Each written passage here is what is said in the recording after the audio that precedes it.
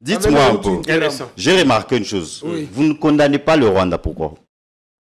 Pourquoi vous ne condamnez pas le M23? Depuis qu'on est là au plateau, vous n'avez rien dit de mal en faveur du M23. Vous n'avez pas condamné l'agression. Non, laissez-moi continuer. Vous n'avez pas condamné l'agression. Vous n'avez pas condamné l'agression. C'est comme ça que c'est peut-être une pique quand je le disais, mais c'est vrai que le PPRD, c'est un parti qui, en fait, est déjà dans la rébellion. Ils arrivent à Kampala. Qui était porte-parole du M23? Tu les connais? Bah, allez-y. Roger Lumbala. Et Christian Badi Bangui lui pose la question. Qu'est-ce que tu es venu faire ici? J'ai été envoyé par Étienne Tshisekedi réclamer sa victoire de 2011. Va au Parlement. Tu vas trouver les rapports là-bas. Des histoires à dormir debout. Il ne faut pas qu'on... Allez. Jean-Pierre. On devrait donner des arguments vérifiables. Jean-Pierre. Badi Bangui est décédé. Jean-Pierre. Ça, c'est devenu... Jean-Pierre. J'ai toujours affirmé mes propos. Badi Bangui est décédé. Vous êtes dans la désinformation. J'ai toujours affirmé. Sauf si on nous a amené ce rapport. Voilà. Nous, on n'a pas pu. Mais sérieusement, vous êtes le seul à avoir consulté ces rapports-là. Je vous dis, j'étais assistant. Vous êtes le seul à avoir consulté ces rapports. Je vous dis, j'étais assistant parlementaire. Il y a un rapport au Parlement. J'ai toujours affirmé ce que je dis. Pourquoi ça n'a jamais été rendu public? À quel moment on a parlé du changement de la Constitution ces derniers temps? Qui en a parlé? Pourquoi vous voulez faire croire aujourd'hui vous défendez Vital Kamerhe. Aujourd'hui, Kamerhe est devenu votre allié. Je défends il est allé voir le chef de l'État. Il est allé voir le chef de l'État. Qu'est-ce que le chef de l'État lui a dit? Tu as mon soutien. Non, il a dit qu'il avait son soutien. Et si, moi je me dis que si Vital Kamerhe allait faire confiance au chef et n'est pas démissionné, parce qu'il faut dire, on ne l'a pas évincé, il a démissionné. On lui a fait pression de démissionner. Il voyait sa chute venir. Ce qui s'est passé dans cette chambre, c'était juste la tête de Vital Kamerhe qui dérangeait. Ce n'est ni la gestion opaque, ni quoi que ce soit de ce qu'on lui reproche. C'est la tête de Kamerhe, puisqu'il était l'obstacle au changement de la Constitution. Scellé dans la périphérie de Kinshasa, une imposante structure métallique se dresse peu à peu sur une étendue de 5000 mètres carrés. Ce site, en pleine effervescence, sera bientôt le tout premier atelier national de confection des tenues militaires et policières. Fini les uniformes venus d'ailleurs. Désormais, le Congo habillera ses forces chez lui, par lui et pour lui. Une vision portée par le président de la République, Félix-Antoine Tshisekedi Tshilombo, exécutée par le service national sous le commandement ferme du lieutenant-général Jean-Pierre Kasongo-Kabwik. Ce mercredi, le général était sur le terrain, bottes poussiéreuses et vif pour inspecter personnellement l'avancée des travaux. Et pour cause, l'atelier doit être prêt avant le 31 décembre, pas un jour de plus. Au plus tard décembre. Les premières tenues sortiront d'ici. Tout est déjà ici au pays, tout. Même les machines. Toutes les machines qui vont travailler ici. Vrai ou faux? Nous attendons que le mois prochain, on amène les bâtisseurs. Nous avons quand même des défis, il nous faut de moyens parce que il faut construire quelque part les cantonnements. Il faut tout un bataillon, il faut plus ou moins 850 bâtisseurs qui vont commencer à travailler ici chaque jour. Quand ils vont venir ici, il faut les loger. Nous n'avons pas encore de logement, donc il y a ces défis-là. Ça demande de l'argent. Il faut construire pour les héberger. Comme ça, chaque jour, ils travaillent ici. Et chaque jour, ils commenceront à produire 2000 tenues. 2000.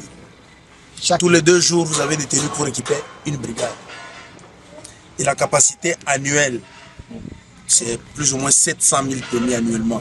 Ça couvre le besoin de l'armée, de la police, du service national. Pas une seule tenue, 2 tenues ou 3 tenues par personne par année. Tous les matériaux sont déjà disponibles à Kinshasa. Plus d'excuses, plus d'attentes. Les équipes galvanisées finalisent le montage des fermes métalliques, posent les pannes, puis viendront les tôles et enfin le mur d'enceinte. Cet entrepôt n'est pas qu'un simple bâtiment, c'est un acte politique, un bras d'honneur à la dépendance étrangère, une réponse à ceux qui doutent de la capacité congolaise à produire pour elle-même. Ici, en scellé, c'est la République qui reprend le fil de son destin, aiguille à main. Ce projet n'est pas qu'une infrastructure, c'est une déclaration. Il affirme que la RDC choisit de produire ce qu'elle consomme, de défendre ce qu'elle incarne et de bâtir par ses propres mains les fondations d'un avenir où la souveraineté ne sera plus un simple slogan, mais une réalité tangible. Chez vous, un cadre moderne et paisible pensé pour votre bien-être. Des appartements spacieux baignés de lumière conçus pour un confort absolu. Un salon convivial, une cuisine moderne et 3 chambres élégantes pour un quotidien serein. 2 salles de bain raffinées pensées pour votre confort et votre bien-être. Sécurité 24 heures sur 24, parking privé, buanderie, internet offert et électricité garantie jour et nuit grâce à notre générateur de secours de 180 kVA. À Joa Place, fini le coupure, place au confort. Chaque détail est pensé pour faire de votre appartement un véritable havre de paix. Joa Place au numéro 7, avenue Kassai, quartier GB Ngaliema, à 3 minutes du boulevard du 30 juin, près de Mino Congo. Contactez-nous au plus 243 816 033 128.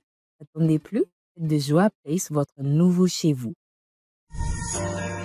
Dans le cadre de la préservation des acquis comme voulu par les présidents de la République, 2024 pour l'inspection générale de finances sera une année de renforcement de la lutte contre la corruption et les antivaleurs dans la gestion publique. Pour ce faire, ce service de contrôle supérieur a lancé 222 points de contrôle dans l'ensemble du territoire national. Cette énième vague de la patrouille financière s'annonce énorme. Les entités à surveiller sont la DGI, la DGRAD, la DGDA, avec les provinces de Kinshasa, de la Tchopo, du Nord Kivu, du Congo central, du Haut-Katanga et du Lualaba. Aussi dans le lot du contrôle, 12 ministères sont concernés, 44 établissements et entreprises publiques, 7 provinces et 12 entités territoriales décentralisées et enfin la chaîne de la dépense publique. Les contrôles a priori, dit la patrouille financière, restent le mode par excellence du contrôle des finances publiques en RDC.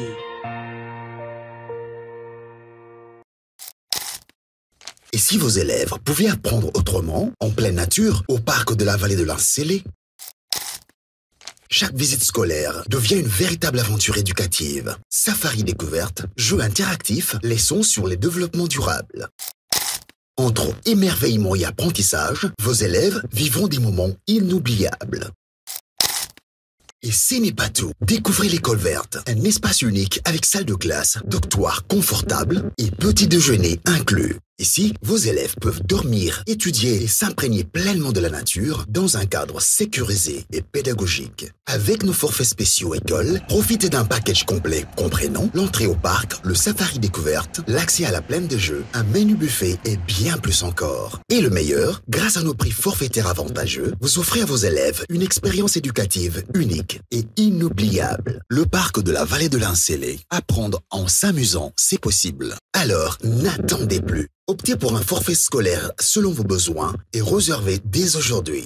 Téléphone plus 243 89 603 27 13 plus 243 81 389 13 77. Contact WhatsApp plus 277 934 025 41.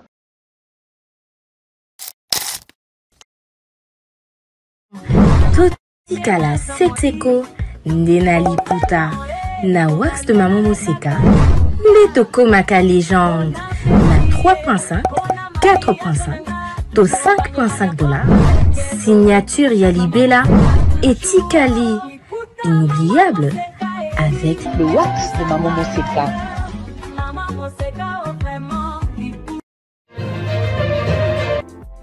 Le parc de la vallée de l'Incélé met également à votre disposition de logements de haut standing avec un confort 5 étoiles. Le parc de la vallée de l'Incélé est ouvert du mercredi au dimanche de 7h30 à 17h. Pour tout renseignement, contactez-nous au plus 243 89 60 32 713 ou encore au 243 81 231 68 82.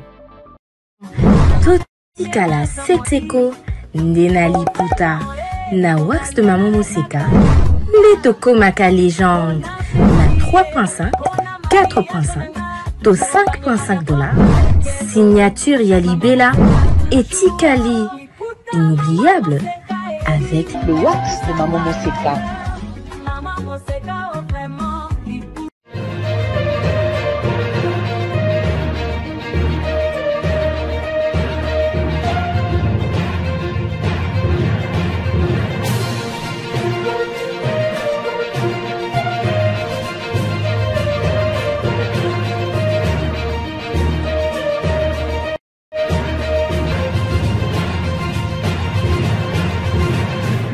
Bienvenue dans Ligne Rouge sur Politicon, votre magazine, votre tribune qui vous donne les indispensables. Excellent début de semaine à tous et à chacun. On va commencer la semaine avec des énergies positives, mais surtout avec cette pensée qui pourrait vous guider. À la fin, je vous dirai de qui ça vient. La loyauté. La loyauté n'est pas un impôt que des inférieurs versent à leurs supérieurs. C'est un pacte. Et quand un chef exige la loyauté et qu'il ne vous la rend pas, il ne crée pas des disciples, mais plutôt des esclaves. Et les esclaves, ils finissent toujours par se révolter. Je tiens cette pensée de Claude Balanki, proche de Félix Tshisekedi, qui était au mécanisme de suivi de l'accord cadre d'Addis Abeba. Se serait-il retrouvé en difficulté? De ce qu'on sait, que pour l'instant, il n'a pas ou il n'aurait pas de poste officiel. Mais moi, ça m'a inspiré. C'est très important. Pour dire que la loyauté doit être réciproque. Autant on vous la donne, autant vous nous la donnez. À vous. Et notre casting. On a un très bon casting pour commencer la semaine avec des sujets. Beaucoup, la presse quinoise revient ce matin sur la dernière conférence de presse de Massad Boulos, Monsieur Afrique de Donald Trump, sur la question congolaise. Certains parlent même d'une douche froide à Kinshasa. Massad, qui reprend dans sa conférence de presse des éléments clés qui viennent, certains, du Rwanda ou de l'AFC. On reviendra tout à l'heure sur la question à l'UDPS où ça brûle. Une rencontre était censée avoir lieu hier au siège de la 11e rue. Et c'est lui qui en était initiateur, a finalement fini par poser un lapin à Augustin Kabouya. Des Oubizibou qui ne s'est pas pointé. On verra ce qui ne passe, ce qui ne va pas là-bas. Après la déclaration de Dani Banza ou encore Madame Tina Salama qui s'est affichée avec un personnage, on va le dire, controversé. Notre cher dinosaure. Beaucoup de choses sur lesquelles on reviendra avec notre casting plus romain. Et Eric Boukoula. Eric, que l'on appelle maintenant, depuis un temps, Monsieur sous contrôle. Oui, sous contrôle. Pourquoi on vous appelle ici? Bienvenue d'abord, messieurs, soyez tous les deux. Les bienvenus, vous vous connaissez parfaitement. Et on espère que vous nous aiderez à passer un excellent moment de télé. Oh, merci en tout cas. Bonjour Tatou, comme j'aime affectueusement vous appeler. Merci bien. Me revoici sur votre plateau après des années. Hein. Ah oui, c'est vrai, après. Ça fait longtemps. Hein. Pourquoi vous m'aviez banni ou quoi? Mais vous avez une poto ou tout ça. Après, il y a eu quelques escarmouches avec l'honorable Gekoko. Tout va bien maintenant? Oui, tout va bien, tout va bien. Je crois qu'il est parti hier en Afrique du Sud. Ok. Quelque chose comme ça. Comme on dit, le fil familial a beau maigrir, mais il est... Ouais, c'est une famille bendanareka. C'est là la loyauté aussi. Voilà, c'est exactement ça. Bienvenue sur notre plateau, cher honorable. Et plus Romain Roland, bienvenue à vous aussi. Ça fait, tout comme pour Eric Boukoula, bien longtemps qu'on a eu un plateau, nous deux. Oui, effectivement. Réagissez votre micro, s'il vous plaît. Vous savez, les raisons qui nous ont poussés à prendre distance avec vous. D'abord, je présente mes sincères félicitations. Vous avez réussi à l'université. Oh, merci. Alors, j'en ai pas parlé ici. Non, moi j'aime bien. Ma distinction en première session. Si, moi j'aime bien le dire. Merci bien. Bon, moi je suis passé en première session avec distinction, mais je suis allé en deuxième session pour raison de mémoire. Nous n'avons pas eu le temps et c'est ce qui a fait que vous et moi, nous n'avions pas eu le temps d'être sur le même plateau. Absolument. Parce qu'on s'est rencontrés souvent sur le site universitaire où nous... Ok, bientôt, quand tu auras ton master, que personne ne dise non, mais attends, il étudiait où, à quel moment, quand et comment. En tout cas, moi, je n'ai jamais voulu justifier mes études. Parce que j'ai des amis avec lesquels nous avons été sur celui qui est en face de moi, c'est mon neveu. C'est le fils de mon grand frère. Il connaît notre famille. Notre famille, on ne triche pas avec les études. Alors ici, on ne va pas parler famille, on va parler politique. Si, ici on parle actualité, mais en face de moi, bienvenue tous. Bienvenue. Là, merci beaucoup. Messieurs, je vous donne 2 minutes chacun pour commenter un sujet de votre choix.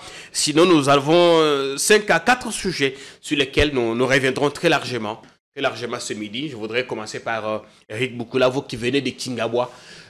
Quelles sont les dernières nouvelles? Quel autre sujet avez-vous qui vous passionne, sur lequel vous souhaiterez commenter? Moi, bon, comme vous dites, je viens de Kévo, en fait, délimité en général. C'est peut-être une chance ou l'occasion pour moi de lancer un appel aux autorités qui sont supposées faire ce travail-là sur la situation sécuritaire, mais aussi sur la situation des routes, maintenant que la pluie, la saison des pluies est revenue, dans les quartiers Ndanou notamment. Ndanou, là-bas, il y a eu inondation récemment. Il y a eu inondation. Maintenant, là, la saison sèche est finie. Je ne sais pas pourquoi on n'avait pas lancé des travaux, parce qu'il y a des travaux qui avaient déjà été financés déjà par le gouvernement central dans 3 communes, dont Limité. Et à Limité, il y avait Ndanou, certaines avenues, comme l'avenue Mouepous, Ndanou, qui étaient retenues. Mais jusque-là, rien du tout. Les travaux n'ont toujours pas commencé. Et maintenant que la saison de pluie a commencé, nous savons les désastres et les calvaires que vont vivre les habitants de Ndanou. Et évidemment, comme je l'ai dit, aussi la situation sécuritaire, ça c'est à Limité entier, Kingabwa y compris, avec des braquages, c'est des choses qui n'existaient pas avant. Et Limité, la commune présidentielle. La commune présidentielle. On pensait être bien en sécurité, c'est plus le cas. Non, ce n'est plus le cas. Kingabwa, Ndanou, Mombele, c'est terrible. Mososo, l'insécurité, comme pas possible. Des Koulouna presque chaque jour, en plein jour.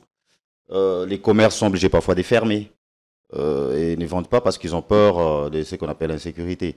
Donc, j'appelle les autorités, notamment provinciales et nationale, a vraiment jeté un coup d'œil sur cette histoire. Merci bien.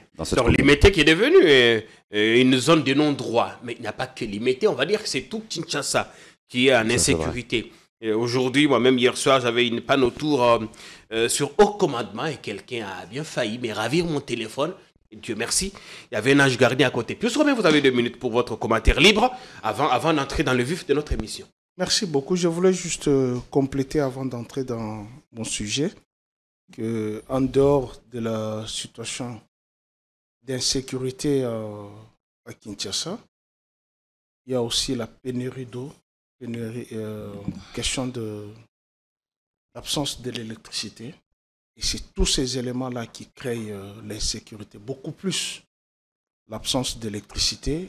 Et à Kinshasa, ce qui est déplorable, c'est que, au-delà de l'absence de l'électricité, il n'y a pas l'éclairage public.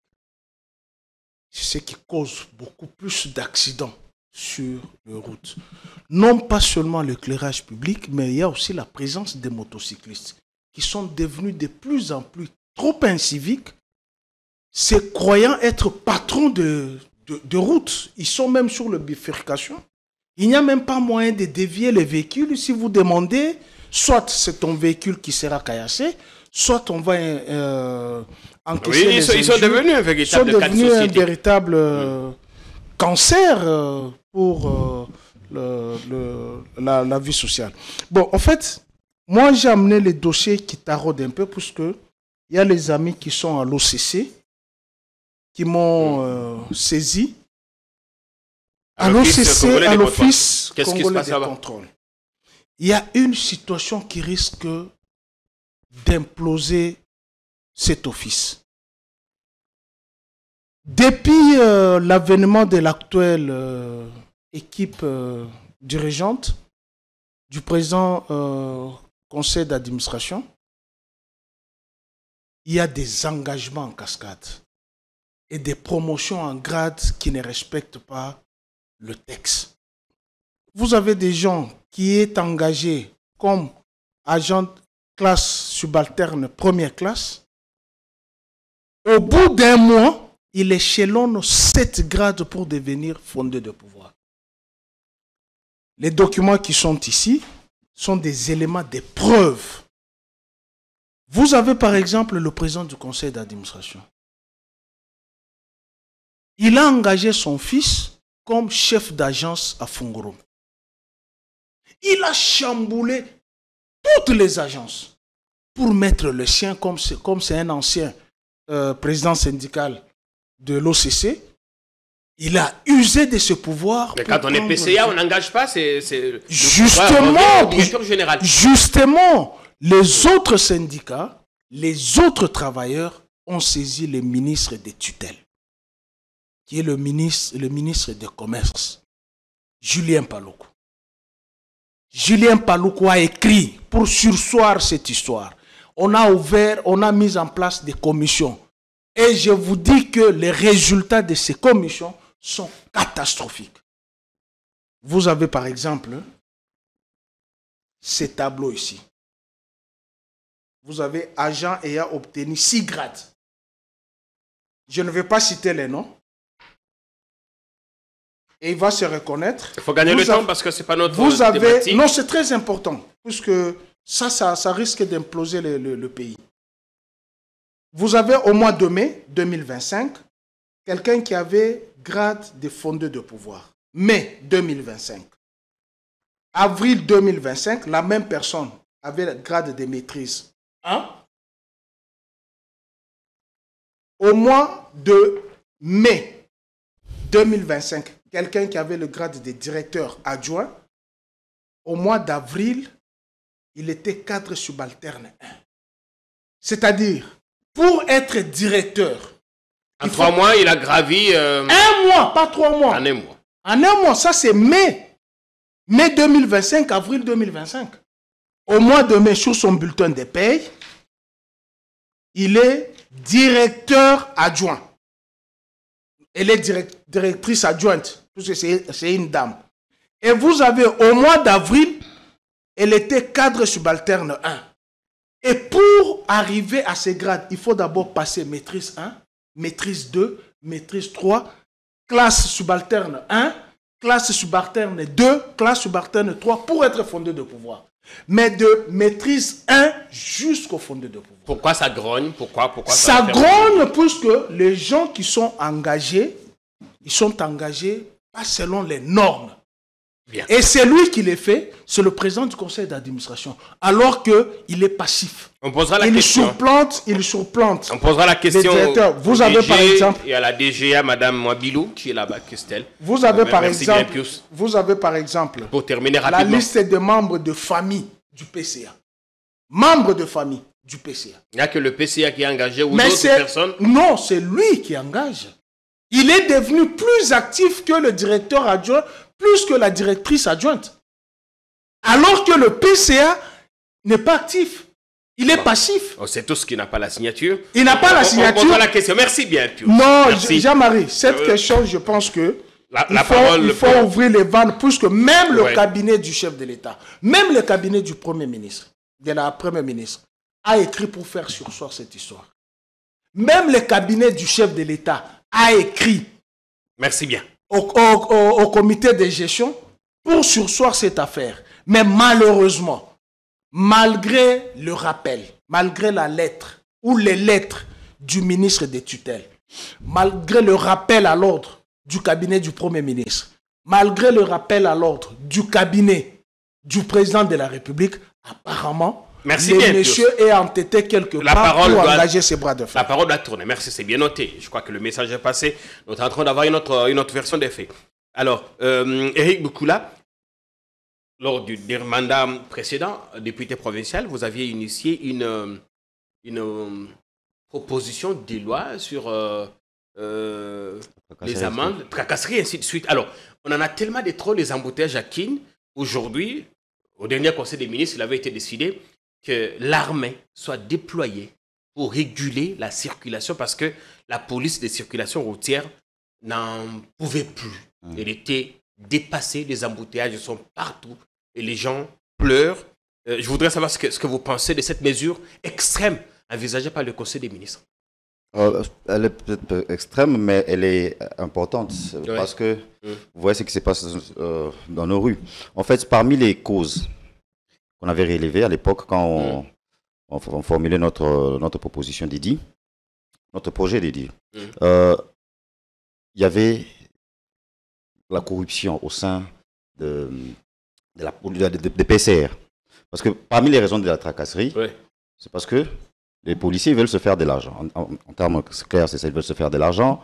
Ça la coûte avec cet argent-là, comme on l'a dit. Alors, c'est l'une des raisons des embouteillages d'ailleurs. Donc, quand vous dites que les PCR sont dépassés par la situation, non, ils sont la cause Ils sont la cause. Ils sont la cause. Ils sont la cause. Bah, l'une de cause, ouais. Parce que c'est vrai, il y a aussi la qualité de nos routes qui n'est pas bonne, mais ils sont la cause. Alors, ils ne sont pas professionnels. Vous voyez même des images des policiers, PCR même, qui se font arrêter. D'ailleurs, déjà, profite pour saluer le nouveau chef de la police de Kinshasa, qui, en tout cas, en a fait aussi son cheval de bataille. J'ai vu plusieurs fois où il fait des descentes lui-même pour essayer d'arrêter tous ces PCR qui ne cessent de tracasser les paisibles citoyens. Donc, mais ils sont l'une des causes. Injecter l'armée, est-ce que c'est la solution qu'il nous faut? Faites ces constats. Chaque fois que le chef de l'État voyage ou revient, où il a une activité, et qu'on déploie la garde républicaine, on circule plus ou moins bien. On circule bien. Donc, on doit juste réformer, amener des réformes dans la police. Il faut recruter des gens responsables. Il faut arrêter ceux qui sont là juste pour tracasser. Et remarquez, même dans certains coins, certains carrefours, vous verrez que quand les roulages sont là, il y a un embouteillage. Et quand ils quittent, c'est facile, on circule. Et parfois, on en trouve 10 sur un même carrefour. Comme sur la 14e rue, la 14e rue vers le boulevard là-bas. Ouais. Ils sont tellement nombreux là, qu'est-ce qu'ils font? On ne sait pas. On peut en garder 3 sur un carrefour, 2 sur un autre. Donc, chacun de l'autre. Leur mission était, ils sont supposés réguler, contrôler et tout, mais ils sont la cause de l'embouteillage. Donc, déployer l'armée, je pense que le gouvernement en est arrivé là parce qu'ils ont compris cela. Mais en attendant, on ne va pas garder l'armée sur la route éternellement. Il faudra en même temps essayer de recruter ou de réformer ou de former, entraîner de nouvelles personnes. Réhabiliter les routes. Oui, ça aussi c'est l'une des causes, ça il faut le dire, c'est l'une des causes. Mais comme on a entendu parler de roulage, c'est ça le problème. Donc il faut qu'on essaye de former de nouveaux agents responsables. Et aussi, évidemment, il faudra essayer d'améliorer leurs conditions de vie parce que c'est ça aussi qui les pousse à traiser, comme on le dit en lingala, à traiser les paisibles citoyens. Donc voilà, moi je pense qu'ils sont la cause, ils ne sont pas dépassés par la situation. Vous avez bien fait de nous corriger à l'Assemblée provinciale, on ne vote pas des lois, mais plutôt des édits. Je peux le compléter. Oui, allez-y, Pius. Parce que c'est une situation qui risque d'amener de tiraillement entre les usagers et les policiers. Il y a le carrefour où ils sont bien connus pour faire ce genre de dégâts. Premier carrefour, c'est ici sur Boulevard, Kinmart ici. Vous dépassez Kinmart, vous allez au niveau de l'avenue du Lac, vers Fotogui. Des points rouges. Des points rouges. Vous arrivez vers Sabena. Là, que vous soyez sur n'importe quelle bande. Ils n'ont jamais interpellé pour dire, écoute, tu n'as pas montré la signalisation, prochainement il faut... Non, directement, dès qu'ils arrivent, la première des choses, c'est de ravir les contacts. Avec brutalité. Moi, on m'a ravi les contacts et le véhicule n'a pas démarré. Il a fallu que j'appelle le mécanicien pour venir m'arranger. Et j'étais où? Je suis allé à la morgue. Et qui m'a arraché? C'est une garde républicaine au niveau de Kanchachi. Vous êtes au niveau de Sabena. Après Sabena, il y a l'autre avenue là qui est Wangata. Là, n'en parlons pas. Vous dépassez, vous arrivez au niveau de Colonel Ebea et Willery. Il y a un policier là qui est souvent sous. Même à 12 heures, il est déjà... Il est un peu court comme ça. Vous arrivez au camp Lufungu là. Vous les connaissez tous? Non, je connais ce point. Vous arrivez au camp Lufungu là. Vous allez trouver encore un autre carrefour où vous avez les policiers qui vous font. Vous dépassez Willery. Vous arrivez au croisement Willery Triomphal. Là, c'est la catastrophe. Sur 14e rue, mais là, n'en parlons pas. Juste au niveau de Petit Boulevard. Exactement. Avant-hier, j'en ai compté 12. C'est tout Kinshasa. Bon, maintenant, quand on ajoute l'armée. Non, l'armée ne pouvait ça ne va pas compliquer la situation. L'armée ne pouvait pas sortir. Il a relevé les causes. Moi, je vais en ajouter. Il n'y a pas le fait des signalisations. Il y en a sur quelques artères. Non, il n'y en a pas. J'étais à Abidjan. Moi, j'étais avec toi à Dubaï. J'étais avec toi en Europe. Nous avons été là. À 1h du matin, vous avez les feux rouges, vous stationnez. Même à Lubumbashi, les gens stationnent. Même à Goma, les gens stationnent. Ici, nous avons les inciviques. Pourquoi? Parce que la plupart de ces véhicules-là, ils arrêtent que les véhicules de particuliers. Mais leur propre véhicule, ils n'arrêtent pas. Les policiers ont plein de catchs sur la route. Ils ont plein de 207. Et ces véhicules-là n'ont même pas de documents. Ces véhicules n'ont jamais été arrêtés. Comment savoir que tel 207 appartient à un policier? Non, puisque nous regardons. Imagine-toi. Attends, Jean-Pierre. C'est une question très, très importante. Ouais. Observez. Quand vous roulez, les premiers véhicules qu'on stationne, ce sont les particuliers. Les véhicules là qui est un peu fumé là, quelqu'un juste pour demander les documents. Mais vous voyez un 207 qui brûle les feux, on les laisse passer. Peut-être les chauffeurs chez le cousin d'un policier, ils se sont déjà donné les codes. Moi, je pense qu'à l'époque de Kifwa, cette question avait été résolue. J'ai entendu qu'il y a une usine qui va confectionner les tenues des policiers et de militaires. Il y a un atelier que le service national, justement, le reportage va passer. Ces tenues-là doivent être dépourvues de poches. Avec le général Kassam. Il faut dire ça au général. Ces tenues-là doivent être dépourvues de poches. Les tenues qui vont être confectionnées par le service national pour l'armée et la police, il ne faudrait pas qu'il y ait des poches. Il ne faudrait pas qu'il y ait des poches. Puisque lorsqu'il y a des poches, observez ces gens-là. Imaginez-vous à 12 heures. À 12 heures, pendant que la circulation est fluide, mais il n'y a pas la PCR. Ils sont dans les maléos, hein. Ils boivent. Normal, ils sont là au travail. Non, il faut qu'il y ait relève. C'est relevé. Il faut qu'il y ait Merci bien, Pius, de monopoliser pas la parole. Non, je pense que cette question, ça met mal à l'aise. En dehors de ça, la gestion des motocyclistes. Aller sur Huileri, aller sur Victoire, aller sur 7e rue. Vous ne pouvez plus passer. Il y a des artères qui sont prises en otage. Non pas seulement les motocyclistes. Il y a les maléos partout. Mais sur Huileri, le problème, c'est qu'ils roulent même en sens inverse. Bon, est-ce que vous comprenez qu'avec les motos ou ces motards, on a créé un autre problème? Vous ne pouvez pas avoir un véhicule neuf, rouler avec sur Kinshasa pendant 2 mois. Non, impossible. Non. Sans retourner chez le peintre. Non, moi je retourne. Moi je suis retourné chez le peintre 4 fois. Ça va pas. Et la dernière fois, je me suis dit, je ne retourne plus. Alors, ceux qui chrétiens, comme on dit dans Lingala, à Osenga, pardon. Mais ceux qui ont tout à c'est tout un problème. Ils sont très violents. La solution, c'est quoi? Solution, Zani. Il faut. Vous savez, quand je venais ici, on est passé quelque part, c'était vers Bon Marché. Il y a eu péage. On va appeler ça un péage. Des jeunes qui ont bloqué là-haut. Avant de passer, il faut payer. Maintenant, je me suis posé la question, est-ce qu'il y a des autorités qui passent là aussi? Ils voient ça et ils laissent tomber. Donc, le problème au Congo, en fait, on a un problème d'absence de l'État. L'école des policiers, c'est là où il y a le général Kanyama. Je ne sais pas s'il est toujours en poste. Il y a un camp quelque part là-bas. Voilà. Alors, je me demande, en fait, le problème, c'est l'absence de l'État, parfois. Ouais. Il faut réguler. Ce n'est pas que, comme il a dit, en Europe, partout, il y a aussi des motocyclistes. Pourquoi ça pose problème ici? Quand vous allez, dans les autres, en Afrique de l'Ouest, il y en a. Ici, rien n'est régulé.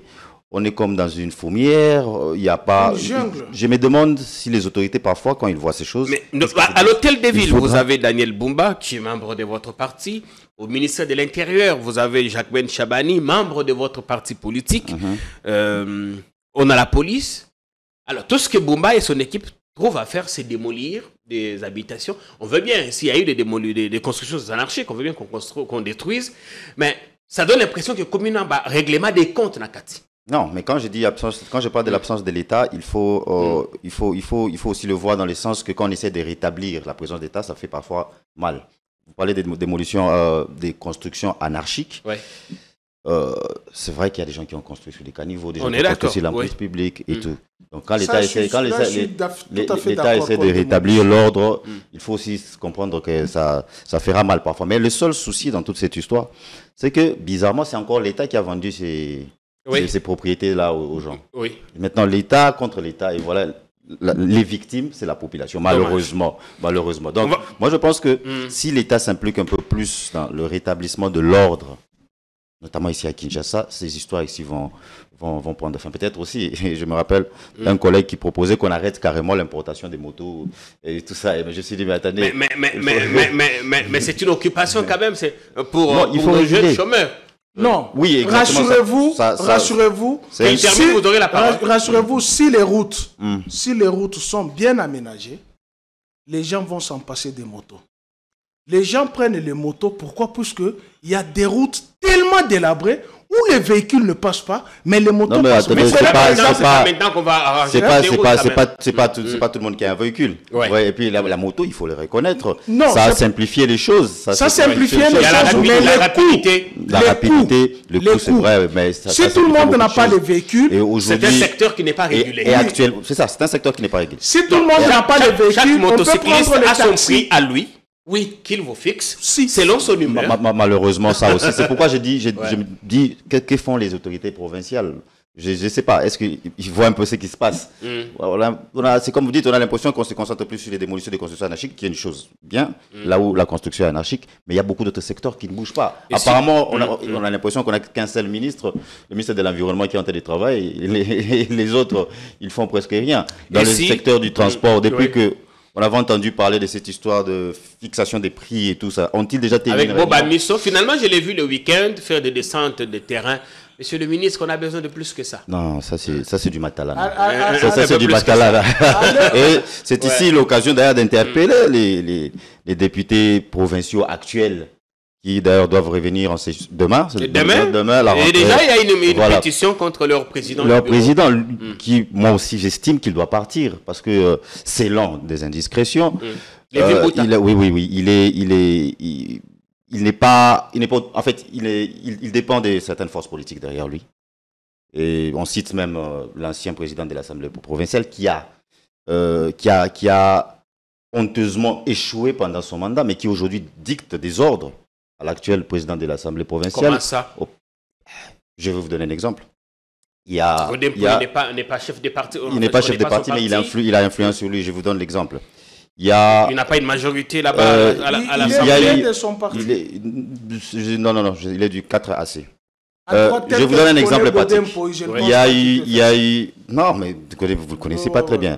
Il y a eu, il y a 2 ou 3 semaines, le gouvernement central qui débloque l'argent régulièrement pour faire des fonctionnements. Dans ces frais de fonctionnement, il y a de l'argent qui est destiné aux députés.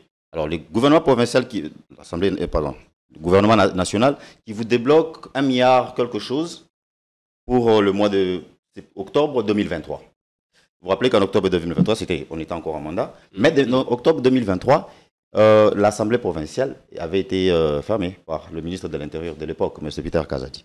Et alors, tout calcul fait, l'argent doit être divisé entre les députés et évidemment les administratifs, évidemment les assistants parlementaires. Tout calcul fait, on devrait recevoir au moins 11 millions par député. On a eu même une réunion avec M. Lévin Bouta et quelques autres députés. On lui a donné notre clé de répartition. Quelques jours après, on nous appelle pour nous dire que non, ce n'est pas 11 millions, c'est 3 millions que vous aurez parce que Godem Pouy a décidé. On dit, mais c'est vous qui avez la signature. Et c'est ce que même les actuels députés provinciaux lui reprochent.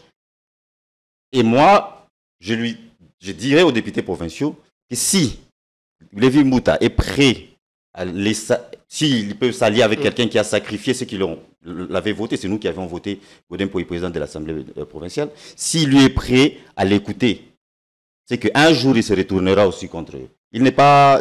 Sa gestion est par contre assez bonne parce que quand je me suis rendu à l'Assemblée provinciale, en fait, son décor, hein, j'ai vu que l'Assemblée provinciale a changé, les toilettes sont propres, ce qui n'était pas le cas au temps de Godem Pouy. Donc voilà un peu. Et si, parce qu'on a décrié le désordre qu'il y a sur nos routes et tout ça, et si cet ordre commençait d'abord par votre parti politique, l'UDPS? Si l'ordre commençait, ceux qui ordrent Bandak Atakuna, si l'ordre pouvait commencer par là. Je rafraîchis la mémoire aux téléspectateurs. Après la rencontre avec le président de la République, les deux ailes dissidentes avaient reçu des ordres et une attitude à observer. Après, les deux se sont distingués par des communiqués interposés. Enfin, les uns contre les autres. Hier, on nous a annoncé que Déo Bizibou devait se rendre à la 10e rue, 11e, rencontrer Augustin Kabouya. Et finalement, il ne s'est pas présenté. Et si l'ordre devait commencer d'abord chez vous, parce que on a comme l'impression que la gestion du pays est à l'image de la manière dont l'UDPS est gérée. Vous avez 4 minutes pour ces tours de table et puis on saura son temps. On va parler de Massad Boulos. Ne nous quittez pas, restez avec nous. Vous ne direz pas que l'UDPS c'est le seul parti dans lequel il y a des problèmes. Le seul problème avec l'UDPS, c'est qu'il y a la transparence. Le seul problème avec l'UDPS, c'est qu'il y a l'indépendance, il y a la liberté, je dirais. C'est pas l'anarchie, ça? Non, ce n'est pas de l'anarchie. Dans tout parti politique sérieux, il doit y avoir des divergences d'idées. Mais pas à ce niveau-là, quand même. Prenez le parti républicain, tout comme démocrate, d'ailleurs, ils vont même à des primaires. Donc, on ne parle de ce genre de parti, du genre PPRD, où on doit dire oui, oui, oui, oui, oui, à une seule autorité morale. Non, à l'UDPS, chacun a sa voix. Je peux avoir une opinion qui est peut-être différente de celle du CG. Je suis libre d'en parler, je suis libre de dire. Voilà, c'est comme ça qu'un parti politique devrait fonctionner. Là, ce n'est pas de l'indiscipline. Non, ce n'est pas en quoi. Un parti politique, ce n'est pas une église. C'est un parti politique, c'est une famille politique. Il y a quand même une hiérarchie. Il y a quand même des textes qu'il faut... Oui, il y a des textes, les textes, ils sont respectés. Vous me donnerez un exemple. Oui, mais quand un individu se lève le matin et dit oui, désormais je suis le nouveau secrétaire général, il crée son camp avec son siège et tout ça. Ça, c'est toujours des Cela n'a pas fait de lui secrétaire général. Oui, parce qu'il reste CGA. Il reste CGA. On ne devient pas secrétaire général parce qu'on a déclaré qu'on devient secrétaire général. Et même quand le président vous reçoit et qu'il vous donne des orientations, après la rencontre, vous foutez éperdument de sa gueule. Non, pas du tout. Pas du tout. Après la rencontre avec le chef de l'État, laquelle avait participé même plusieurs autres autorités du parti, donc Christian Loumou et tout ça. Ouais. Ils ont eu les injonctions du chef de l'État. Et depuis lors, tout le monde s'est mis d'accord que chacun reste à son poste jusqu'à la tenue du congrès en décembre. Donc, il n'y a pas anarchie. C'est comme ça qu'un parti politique chacun reste à son poste. Ça veut dire que Bizimou cesse d'être CGA, CG. Il n'a jamais été CG. Il se considère. Il n'a jamais été CG. Avec son camp. Donc chacun garde son camp jusqu'à la tenue du congrès. Je crois que l'ordre est rétabli. Pas l'ordre, le calme est rétabli, mais moi je pense que c'est comme ça que tout parti politique qui se respecte devrait fonctionner. Les divergences d'idées, divergences d'opinions. Et à un moment donné, vous ne faites pas la honte au président. Le président est issu de l'UDPS, il avait dit lui-même que c'est comme ça que ça fonctionne à l'UDPS. À l'UDPS, même de l'époque de Étienne Tshisekedi lui-même, vous voyez que c'est comme ça que ça fonctionnait. Il y avait un moment où certaines personnes voulaient le désavouer et tout, mais c'est comme ça. C'est toujours cette anarchie. Ce n'est pas de l'anarchie, c'est comme ça que devrait fonctionner un parti politique. On doit avoir... Il faut des chocs d'idées. Mais quand on est au pouvoir, il y a quand même une certaine attitude qu'il faut. Non, mais le fait qu'on est au pouvoir, ça ne fait pas de nous moins un parti politique. On reste un parti politique qui fonctionne comme un parti politique. Avec des batailles internes. Avec des batailles internes et tout ça. C'est comme ça que même les partis comme le PPRD et d'autres devaient fonctionner. Mais malheureusement, là-bas, ce sont des quoi, comment on dit? C'est l'église, là. C'est l'église, quoi. On a un pape qui vous... Tant que ça peut maintenir de l'ordre, tant mieux. Non, mais ce n'est pas ça la vocation d'un parti politique. Ce n'est pas ça la vocation. La vitalité démocratique vaudrait que... Voilà, c'est ça exactement. Donc voilà. Mais ces cas, par exemple, ça arrive dans plusieurs partis. Après, vous-même, quand vous regardez ce qui se passe, vous êtes fier quand même d'appartenir à ce parti. Vous dites, tiens, c'est notre parti. On est fier de ce spectacle. Il est vrai qu'il y a certains semeurs de troubles au sein du parti. Moi, je reste fier du parti. Quoique, par exemple, je vais vous donner une idée. Moi aussi, je vais réclamer quelque chose. Je pense que parfois, dans nos castings, on n'est pas bon. Dans nos castings. Je viens de parler du président de l'Assemblée provinciale de Kinshasa. Il n'est pas de l'UDPS, mais il est d'un parti mosaïque de l'UDPS. Moi, je pense que c'était un mauvais casting. Donc, les castings, vos délégués que vous envoyez à des postes. Exactement. Moi, je pense qu'on peut faire mieux de ces côtés-là. On peut faire mieux. Il y a plusieurs postes, même l'actuel gouverneur, il ne me convainc pas trop. On aurait trouvé mieux là-bas. J'aurais même proposé Jérôme Moulouma à la place si j'étais parmi les décideurs. Donc, je pense qu'on a un petit. C'est pas parce que vous êtes son proche? Non, pas du tout. C'est parce que j'ai vu ce qu'il a fait en tant que vice-gouverneur et pendant son intérim comme gouverneur.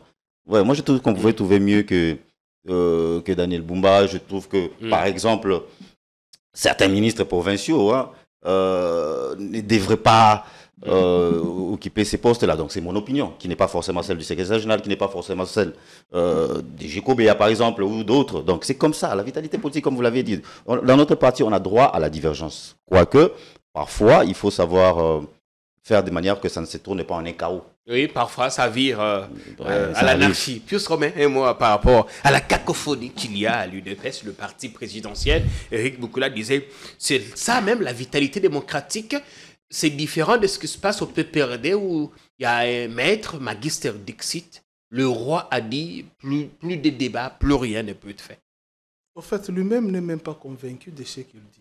L'honorable n'est pas convaincu de ce qu'il dit. Comment savoir qu'il n'est pas convaincu de ce qu'il dit? Il ne peut pas parler de l'UDPS sans parler du PPRD. Qu'est-ce que le PPRD est venu faire dans... Le PPRD n'est même pas la gestion. La comparaison. Vous pouvez comparer par exemple... L'UDPS l'est aujourd'hui. Vous pouvez comparer avec l'AFDC de Bahati, vous pouvez comparer avec... l'UNC de Vital. Je l'ai dit parce que vous êtes du PPRD.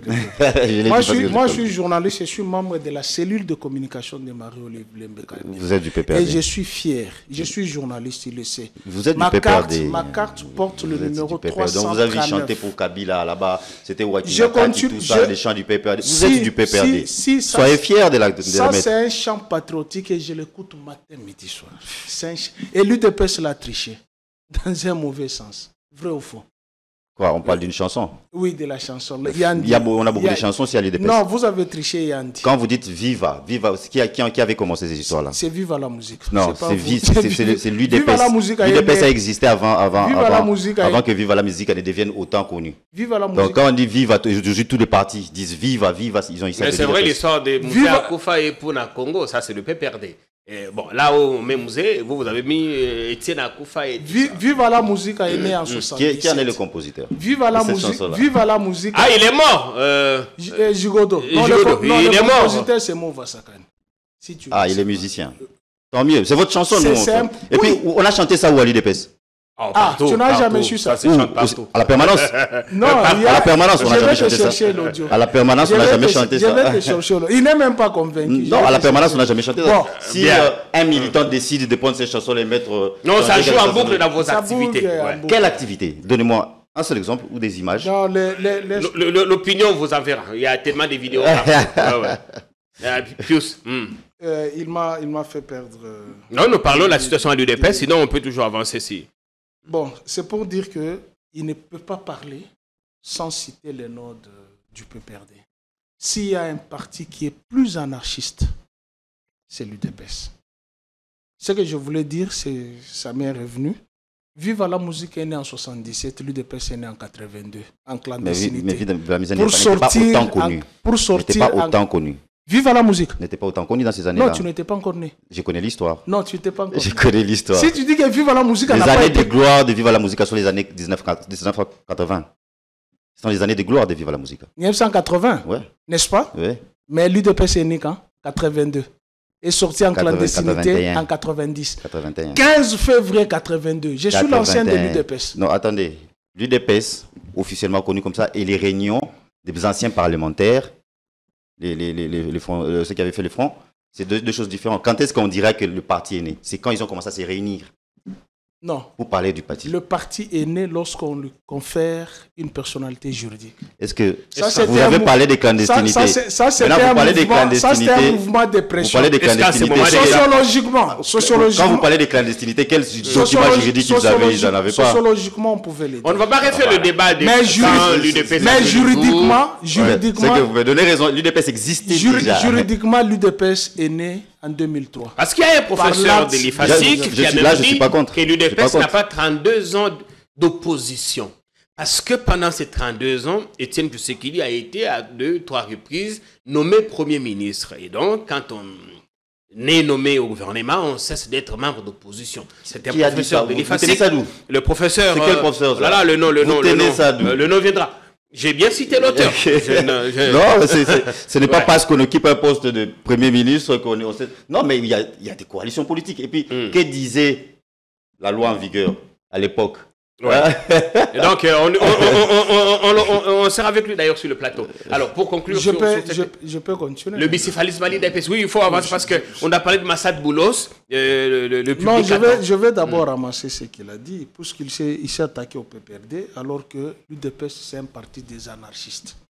C'est connu. Il vient d'affirmer ici que le chef de l'État a reçu les deux protagonistes avec quelques membres de leur parti politique, n'est-ce pas? Pour moi, je dis, il n'est pas mon chef de l'État. Ah bon? Oui, il n'est pas mon chef de l'État, puisqu'il a violé l'article 96 de la Constitution. Qui dit?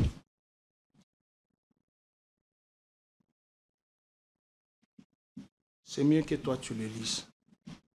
96. L'article 96, les fonctions des présidents de la République sont incompatibles avec l'exercice de tout autre mandat électif, de tout emploi public, civil ou militaire et de toute autre activité professionnelle. Alinéa 2, le mandat du président de la République est également incompatible avec toute responsabilité au sein des partis politiques. Il les a reçus en tant qu'équipe. Le terme... C'est moi qui... Je vous avais posé, je voulais vous répondre. Bon, on y reviendra. Il les a reçus en tant qu'équipe. Vous me posez la question? Oui, tu vas répondre. Il a été au congrès de l'Union sacrée. Alors, le parti que tu viens de vilipender, Kabila s'est présenté en indépendant, en respectant ses dispositions, pour éviter justement ça. Donc, le chef de l'État, n'ayant pas une circonscription électorale, sa circonscription électorale, c'est l'ensemble de la République, c'est-à-dire il est le président de la République de tout le monde. Il signe dans tous les partis politiques. Comme tu l'as dit. Mais il a quand même un camp politique. Non, ne peut pas s'afficher. Il est président de la République. Il a le mandat. Il ne peut pas s'afficher. On sait qu'il s'est présenté sur la liste de l'UDPS. Mais dès lors qu'il a prêté serment, il ne peut pas s'afficher sous la couleur d'un parti politique. Puisque dans d'autres partis politiques, comme il a affirmé, il y a aussi des divergences. Pourquoi il n'a pas arbitré dans d'autres partis politiques? Il n'a arbitré qu'à l'UDPS. Donc vous n'arrivez même pas à comprendre les fonctions. Est-ce qu'il y est tenable? Ça tient la route? Le terme autorité morale, c'est pas vous qui avez inventé ça au PPRD. C'est vous. Pourquoi vous comparez toujours au PPRD? Attendez, mais je vous relance. Donne-moi une disposition constitutionnelle qui parle de l'autorité morale. Quand vous aviez créé ce terme-là, donc vous avez copié le PPRD. Ce n'était pas pour contourner tout justement ces dispositions, ces dispositions constitutionnelles. Ces termes-là existent aujourd'hui. Haute autorité de référence. Mais vous avez copié. Kabila s'affichait rarement avec... il n'a jamais été au siège du PPRD. Et on ni au siège du FCC. Est-ce que je peux continuer? Vous avez la parole, honorable Goukoula. C'est moi qui ai la parole. Non, ça tourne, c'est un débat. Vous avez dit, on le voyait s'afficher rarement, c'est qu'il le faisait quand même. Enfin, j'ai dit rarement parce que le chef... Maintenant, revenons même à la... Il n'a jamais été au siège de l'AMP. Revenons à la disposition constitutionnelle elle-même. Où est-ce que, on a lu tous les deux alinéas, où est-ce que c'est dit qu'il ne peut pas recevoir des responsables politiques? L'alinéa 2. Le mandat du président de la République est également incompatible avec toute responsabilité au sein d'un parti politique. Les gens qui l'ont reçu là, ce sont des mécaniciens ou des pharmaciens. Ou sont les membres d'un parti politique. Ça l'interdit de recevoir des responsables politiques. Quel rôle a-t-il au sein de l'IDPS? Il n'en a pas. Actif, il n'en a pas. Non, il a recevoir des actifs. Tu as dit ici, il leur a donné. Très bien. En tant qu'autorité de référence. En tant qu'autorité morale. Non, il ne faut pas escamoter ça. C'est ça justement l'implication. Attendez. C'est ça, tu as dit, il leur a donné des orientations. Que chacun de vous reste jusque... Je vous pose une question. Oui. En référence au PPRD. Pendant la campagne électorale, le chef de l'État n'a-t-il pas droit de battre campagne pour lui-même, pour sa réélection? Ce n'est pas une activité politique? Ça en est une. Mais là, c'est après. Il faut pas tordre. Non, là, il est hors mandat. Il est hors mandat ici. Pas hors mandat. Il reste chef de l'État. Si pendant la campagne électorale, une guerre se déclenche, il ne va pas agir? Il va agir comme qui commandant suprême. Il ne faut pas tordre la Constitution. Pourtant, vous-même, avec tous les professeurs que vous avez au sein du PPRD, vous avez trouvé des formules pour contourner cela. Merci bien. Mais là, c'est un problème quand on l'utilise. La vérité est que ce n'est pas interdit au chef de l'État, qui est président de la République, qui est chef d'une majorité présidentielle, ce n'est pas interdit de recevoir ces lieutenants politiques. Pas du tout. Entre-temps, vous avez dit ici, au PPRD, on ne reçoit que l'ordre du chef. Ça, c'est votre façon à faire. Nous, c'est la pyramide renversée. Nous, c'est la pyramide renversée. On attend, s'il vous plaît, on attend qu'on parle de la succession. Chez nous, c'est la pyramide renversée. Vous m'interrompez, je n'arrive pas. La succession des VK qui a commencé, je crois, le sujet est assez passionnant, mais notre public attend bien plus important que ce qui se passe à l'UDPS, considéré comme fait privé. Bien, la succession de VK à l'Assemblée nationale, les tractations qui ont commencé, un groupe tenterait également de destituer le premier vice-président qui assume l'intérim pour l'instant. On va parler de Massad Boulos, mais d'abord une vidéo qui a choqué plus d'un. Aux États-Unis, à l'Assemblée générale de l'ONU, on a vu la porte-parole du président de la République s'afficher avec sourire aux côtés de M. Dinosaure, non autrement identifié. Comment on l'appelle déjà? Il a un nom à l'état civil que je n'ai pas. Certaines personnes se sont montrées scandalisées parce que Dinosaure traîne une réputation de quelqu'un qui insulte les autorités, qui insulte les femmes, quelqu'un qui a une certaine... qui évolue à marge des standards moraux. Alors, voir Madame la porte-parole du président s'afficher avec un tel personnage sulfureux, ça a scandalisé plus d'une personne. Ce n'est pas notre thématique, mais je voudrais juste qu'on prenne 1 minute et demie, messieurs, juste pour dire ce que vous pensez sur ça, avant de parler de l'entrée au plus important, ce qui a été dit là-bas, et ce que pense maintenant l'administration Trump sur la crise congolaise. Moi j'estime qu'on ne connaît même pas les liens privés qu'ils ont entre eux, quelle que soit la réputation qui traîne M. Dinosaure. On est d'accord qu'il insulte les gens? On voit les vidéos, hein, moi je vois les vidéos, mais cela ne fait pas moins de lui un Congolais. Et s'ils ont des liens peut-être plus serrés, on ne sait pas dans quel cadre ils se sont connus. Je ne vois aucun mal. Ici en face de moi, j'ai mon oncle. Est-ce qu'aujourd'hui, il est du PPRD, moi de l'UDPS. Vous pouvez accepter de vous afficher avec lui. Pouvez-vous accepter de vous afficher avec lui? Lui, il est du côté des rebelles. Moi, je peux m'afficher avec lui. Il est du côté des rebelles. Oui, le PPRD, c'est qui est devenu rébellion. Non, il n'est pas rebelle. Mais il peut faire. Donc, je ne connais pas les liens privés ou liens intimes que la porte-parole du chef de l'État a avec M. Dinosaure.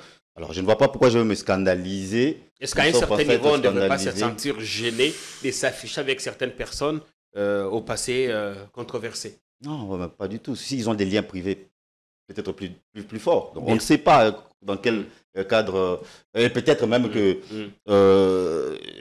Mamatina ne connaît pas très bien, peut-être, et qu'elle voit un Congolais venir prendre un selfie avec elle ne va pas refuser. Dinosaure, nous les Congolais, parfois, on se verse dans des... Mais on a vu... Non, mais c'est très important. On a vu Donald Trump s'afficher avec Kim Jong-un. Donc, ce n'est pas à cause d'un selfie que toute une nation doit se sentir ou penser être scandalisé. Les gens veulent juste créer... À la différence de Kim Jong-un, le problème, c'est que Dinosaure, lui, il insulte tout le monde. Mais Kim Jong-un, il menace les États-Unis avec une bombe nucléaire. Ça, c'est pas pire. Dinosaure a insulté l'intimité de ma mère. Ma propre mère, il a mis ça sur Internet. Là, on est contre ça. Et c'est ce qu'il fait. Là, on condamne. On condamne. Mais on ne sait pas quel lien il a avec Mme Tina. Et puis, oui, il n'y a pas de quoi en faire le fromage. 1 minute et demie, c'est déjà bon. Pius, on doit avancer. Un mot sur ça. En fait, ce qui me désole, c'est que mon neveu, toute l'éducation qu'il a eue de mon grand-père... Ici, il n'est pas votre neveu, il est co-débatteur. Il a dit ici, il est en face de son oncle qui est du PPRD, qui est rebelle. Si j'étais rebelle, le premier à bousiller, c'était lui. Toute l'éducation que mon grand frère lui a donnée avec un bon français, il parle, mais il défend l'indéfendable. Je lui ai toujours dit, quitte ces partis-là.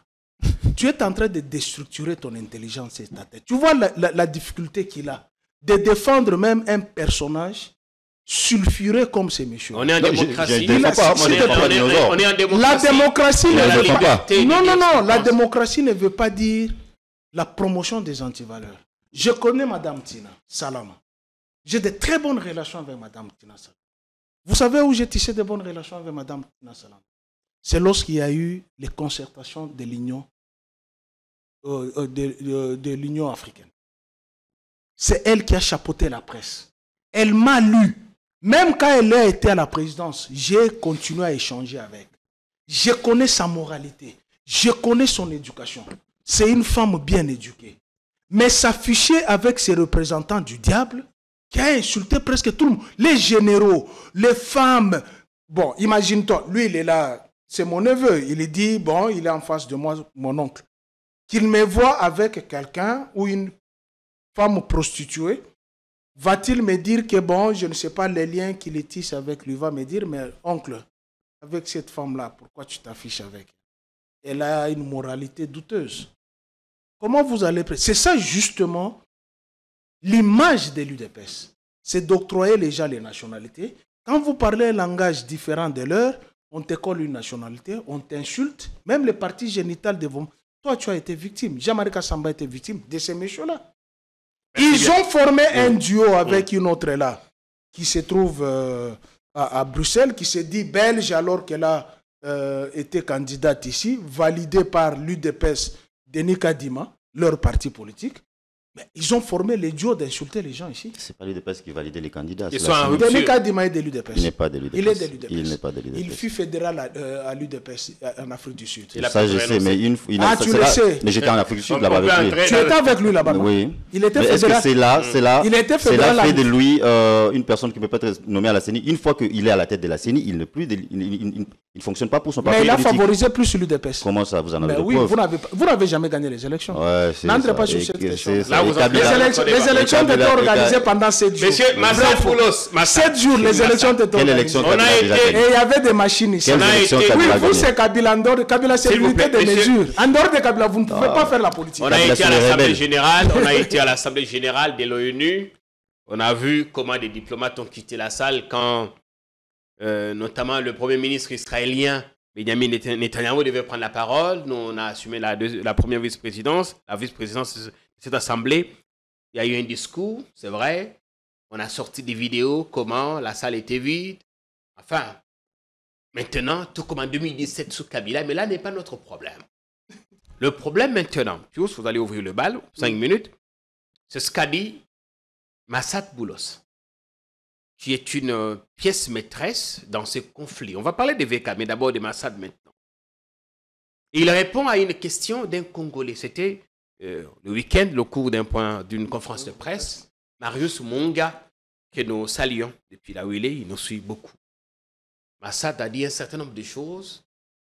Il estime que la crise congolaise, avec l'AFC M23 et tout ça, c'est une affaire des Congolais. Pendant que nous parlons du génocide, lui estime que le Rwanda a plutôt activé son mécanisme défensif. Et il pense que le cessez-le-feu ne peut pas régler le problème. Il faut aller aux causes profondes de la crise et propose un dialogue inclusif. Et pour lui, Doha, c'est la dernière pièce de ce puzzle. Il a dit beaucoup de choses, j'ai essayé de résumer tant bien que mal. Une posture qui pourrait, on va le dire, ne pas plaire à Kinshasa, qui a construit sa rhétorique autrement. Pius, je voudrais commencer par vous. Vous avez 4 minutes. Eric Boukoula, vous aurez également 4 minutes pour votre commentaire sur l'orientation de comment les choses essaient d'avancer. J'ai vu des journalistes ce matin parler d'une douche froide que Massad Boulos a infligée à Kinshasa. Pius, vous avez la parole. Le narratif serait-il en train de changer? Si oui, qu'est-ce qui a changé? Qu'est-ce qui n'a pas marché, Pius? En fait, lorsque vous allez à la tribune des Nations Unies, on ne part pas avec les jérémiades. On va promouvoir son pays. On propose. On ne part pas avec les jérémiades. C'est la réponse qui lui a été réservée. Tu te plains trop avec un petit pays comme ça. Ça, c'est ce qu'a dit Prince. C'est le langage diplomatique. L'ONU n'est pas le mur de lamentation. C'est le langage diplomatique. En diplomatie, on ne te dit pas des choses comme ça. On te le fait voir par le comportement, par l'attitude. C'est la seule délégation qui a amené plus de 120 personnes. La seule délégation qui a amené plus de 120 personnes, y compris la ministre de la Jeunesse. Qu'est-ce qu'elle est allée faire dans cette histoire des Nations Unies? Nous n'avons pas pu avoir les ordres d'émission de chacun pour attester de ce que dit Pius, encore moins le manifeste de vol. Pour l'instant, nous ne sommes pas à mesure de certifier ce qu'il dit. La certification, c'est que la délégation congolaise était plus de 120 personnes. Les gens en ont parlé, mais nous n'avons pas. Nous avons vu les applaudisseurs dans la salle. ceux qui ont applaudi les discours sont les Congolais. La salle était vide. Il y en avait toujours. La salle était vide. Depuis toujours, il y a toujours des Congolais qui font le déplacement de New York pour assister au grand oral du président sur le toit du monde. Est-ce que toutes les délégations des autres pays, la plus grande en dehors de notre délégation, la plus grande délégation, c'est celle qui a amené 10 personnes. En 2017, le président Kabila parlait, la salle était presque vide aussi. Écoutez. Ça, c'est un fait. Oui, ouais. on peut le dire que la salle était vide en 2017. Il a parlé quantième. Puisqu'il y a l'ordre. Après avoir parlé, les uns sortent. Après avoir parlé, les uns sortent. Mais ici, les diplomates sont sortis. Les délégations sont sorties. Puisqu'il y a eu des jérémiades. Netanyahou a eu la même chose. Puisqu'il y a des États qui ont reconnu la Palestine comme État. Tu comprends? Mais ici, la question, c'est qu'on nous a tellement chanté la diplomatie agissante. Nous leur avons dit. À quoi joue l'administration Trump? À quoi joue Massad Boulos? On dit maintenant qu'il fait la part belle aux rebelles. Ils les ont snobés. C'est-à-dire, nous, notre problème ne pouvait pas être résolu à Washington ni à Doha. Nous avons des sous-régions ici. Nous avons dit à Chilombo, les membres de son parti, n'allez pas aller à C. Ils ne nous ont pas écoutés. Allez à la SADC. C'est là où nous nous sentons plus à l'aise. Non, désormais, nous avons un seul pays, ça ne sert plus à rien de se disputer les portions de terre. On y va comme des moutons de panurge, les oreilles bouchées, les yeux fermés, avec toute arrogance, ne pas vouloir écouter qui que ce soit. Et lorsque ça capote là-bas, ils reviennent la queue entre les pattes. Massad leur a dit les vérités, puisque la même question avait été posée à l'EAC. On a posé la question à Chilombo. Qui sont les M23 AFC? Sont-ils rwandais ou congolais? Il a dit sont des Congolais. Allez résoudre votre problème, à quoi ça nous concerne? C'est ça ce que les autres ont compris. A dit pourquoi un problème congolo-congolais doit être résolu outre-mer? Allez résoudre votre problème, organisez les dialogues. Ils ne veulent pas. Ils n'ont pas la capacité militaire. Ils n'ont pas la capacité diplomatique. Ils ne veulent pas se battre. Ils ne veulent pas le dialogue. Finalement, ils veulent quoi? Changer seulement la Constitution. C'est ça ce qui est dans leur tête. On va parler de la Constitution. Martin Fayulu a bien prévenu que si jamais on s'hasarde à le faire, on l'aura sur son chemin. Honorable Okula, vous avez la parole. 4 minutes et demie également, comme Pius Romain, pour rencontrer ce qu'il a dit et donner votre fond de pensée. C'est quand je parlais de les PPRD des rebelles, je le confirme maintenant. Moi, je pense qu'on est en train de déformer ou transformer ou mal interpréter les propos de M. Massad. En juin dernier, on se rappelle qu'il avait aussi exigé les retraits des troupes rwandaises. Vous vous rappelez que les États-Unis, c'est le premier pays qui a prouvé la présence des rebelles, de troupes rwandaises sur le sol congolais. Nulle part, il n'a demandé, il n'a dit que c'est un problème congolo-congolais.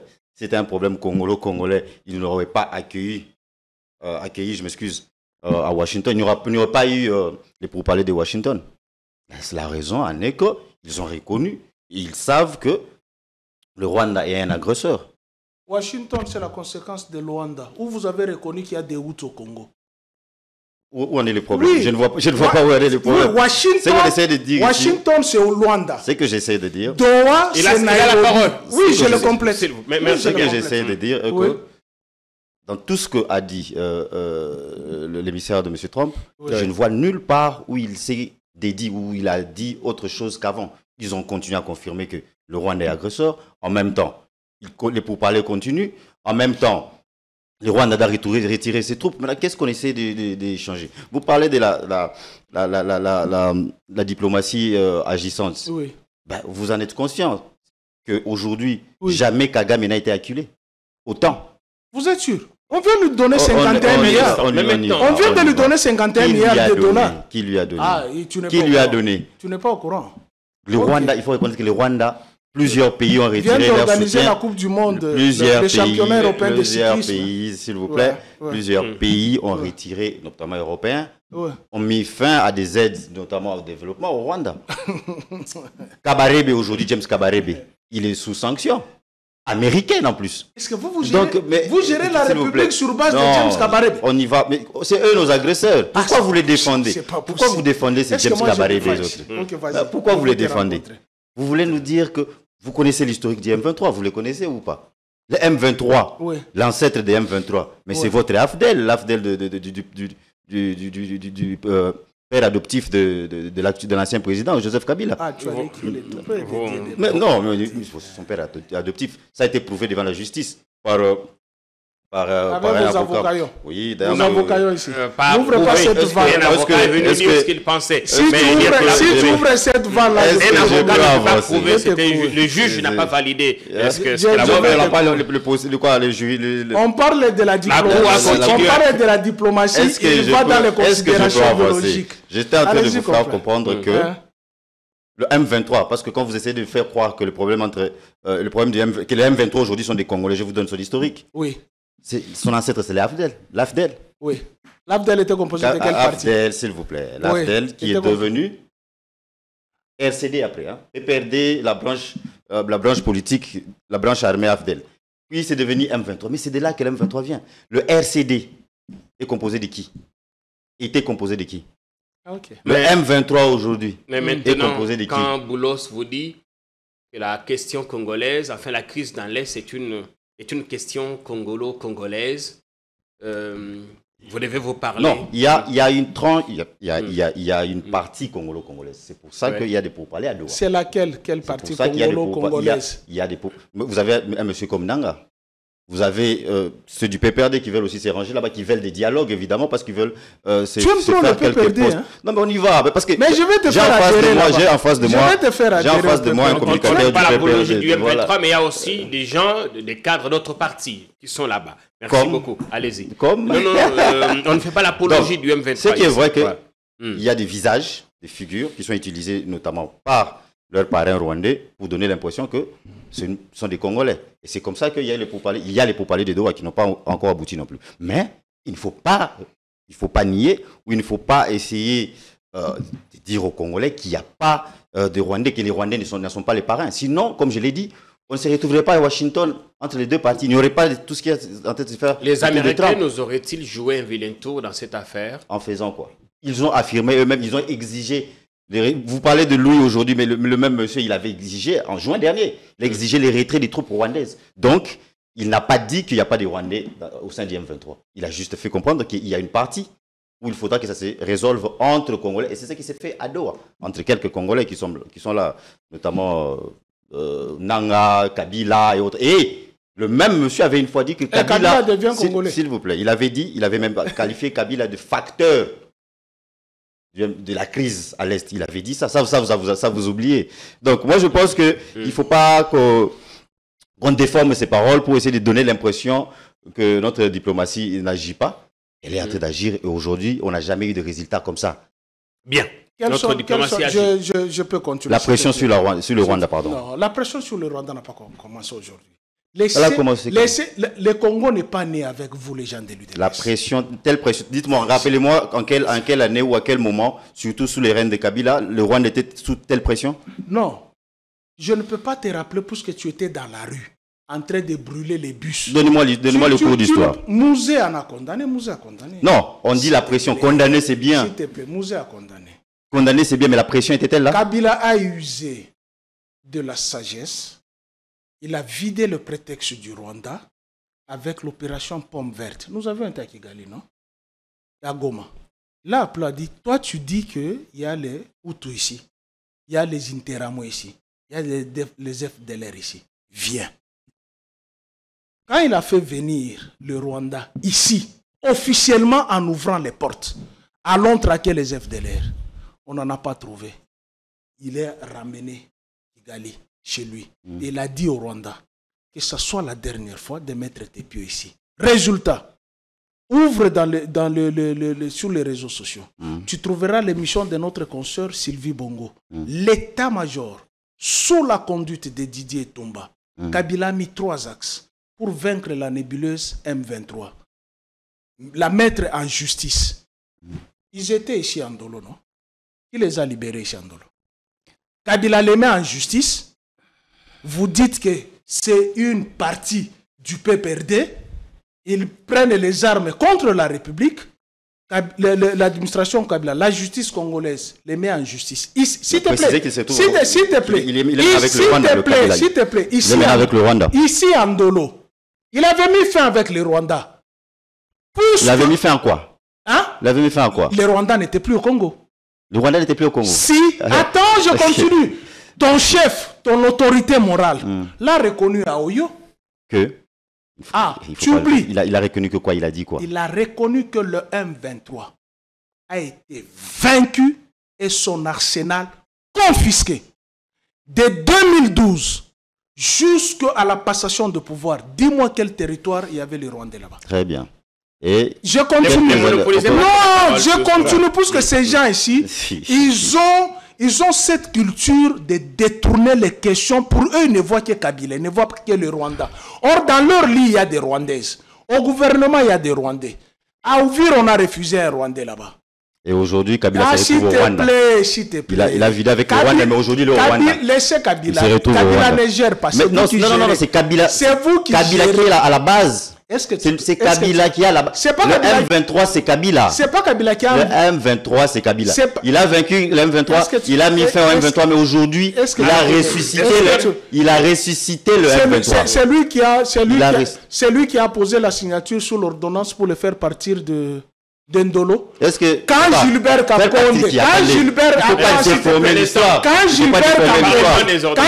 Kankonde, une personne après quand Gilbert Kankonde, c'était mon temps de parole. Oui, puisqu'ils veulent faire voir. Non, mais il faut. C'est lequel la parole? Non, c'est moi qui ai la parole. Prendre un long temps de parole ne vous donnera pas raison. Il veut faire voir à l'opinion. Il veut faire voir à l'opinion qu'à l'époque, puisque c'est leur langage à l'UDPS, qu'à l'époque, lorsque on a libéré les éléments de M23 en Ndolo, le ministre de la Justice, c'était Tunda Kassendi. C'est ça ce qu'ils disent. Faux. Ils ont été libérés en avril, le gouvernement est entré en août.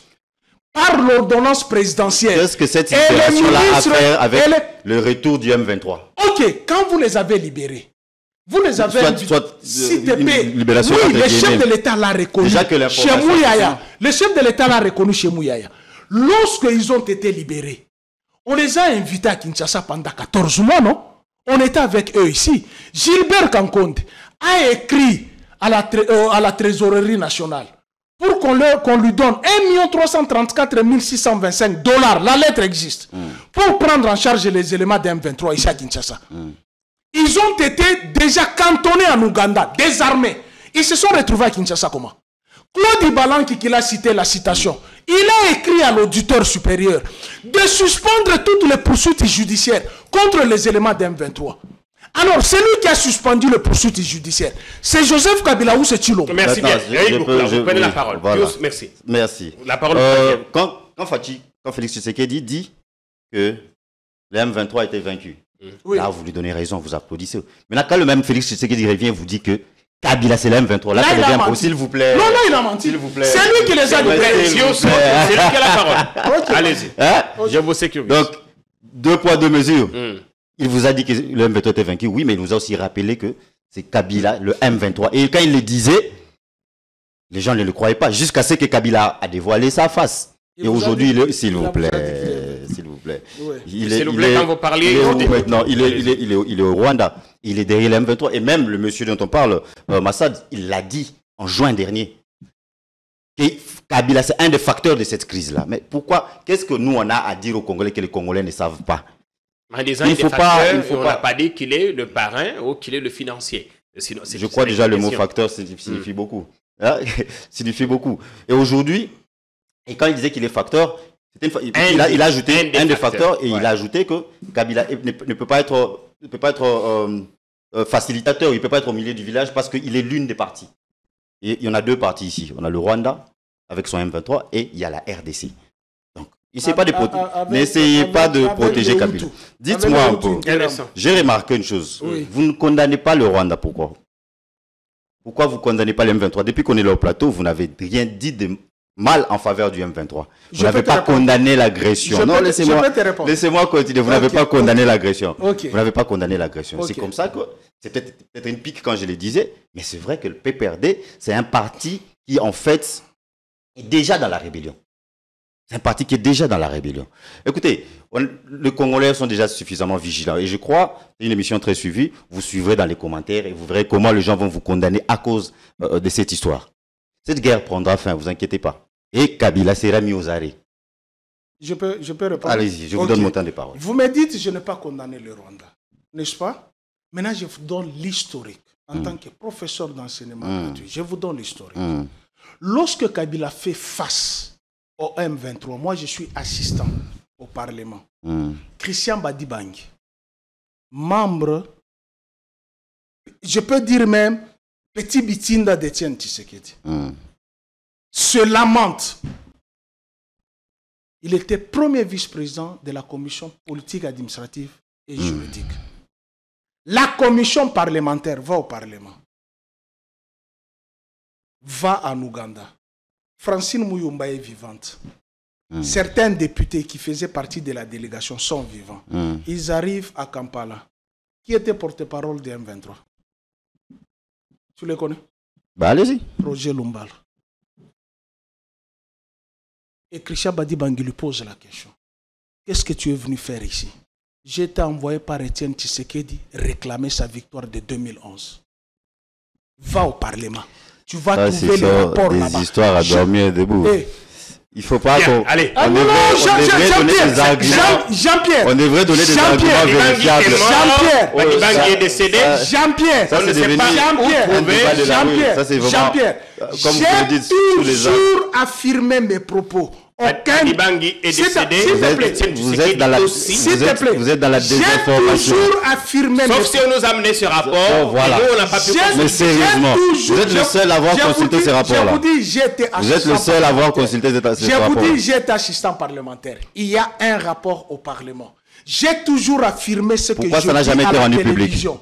Pourquoi ça n'a jamais été rendu public? Pourquoi ça n'a jamais été rendu public? Aucun député de cette législature m'a contredit. Puisque ce que je vous dis, lorsque... Pourquoi ça n'a jamais été rendu public? Lorsque Badibangi... Toi, tu étais dans la rue. Pourquoi ça n'a jamais été rendu public? Tu étais dans la rue. Mais apportez-le, non. Pourquoi c'est quand dit... Rendez-le public. Je t'ai dit, va au Parlement. Ça, c'est du mensonge. C'est un gros mensonge. Non, Jean-Pierre, s'il te plaît. Il m'interrompt puisque j'ai touché la plaie. Vous avez touché où? J'ai touché avec des rapports fictifs qui n'existent pas. Roger Lumbala se trouve aujourd'hui à la Attendez. CPI. Roger Lumbala se trouve aujourd'hui à la CPI. Il n'est pas à la CPI. Et Kabila va le rejoindre bientôt.